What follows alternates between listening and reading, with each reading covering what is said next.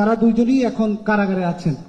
আমাদের ভয়ের কোনো কারণ নেই। প্রধান নির্বাচন কমিশনার মহোদয়কে একটু প্রশ্ন করতে চাই যে আসলে 24-এর গণ অভ্যুত্থানের পর ইতিহাসের এক মহা সন্ধিক্ষণে দাঁড়িয়ে আপনি একটা নির্বাচনের আয়োজন করতে যাচ্ছেন, যেটি অন্য যে কোনো বারের চেয়ে আলাদা নির্বাচন। আমরা দেখেছি কিভাবে মানুষ ঈদে যেভাবে বাড়ি যেত সেভাবে উৎসব মুখর পরিবেশে ভোট দেওয়ার জন্য মানুষ বাড়িতে যাচ্ছে। আপনার আগের যে দুইজন প্রধান নির্বাচন কমিশনার দায়িত্ব পালন করেছেন তারা দুইজনই এখন কারাগারে আছেন। এই যে এই পরিস্থিতি আপনাকে কতটা ভাবায় এমন একটি দায়িত্ব পালনের ঠিক আগ মুহূর্তে এসে? এটা একটা এখানে যে ব্রিফিং দিচ্ছি এটার সাথে প্রাসঙ্গিক না, তারপরেও বলি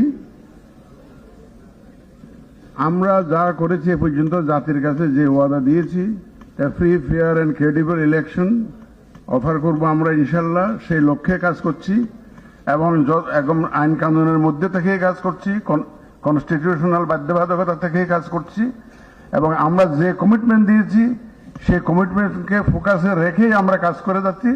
আমাদের ভয়ের কোনো কারণ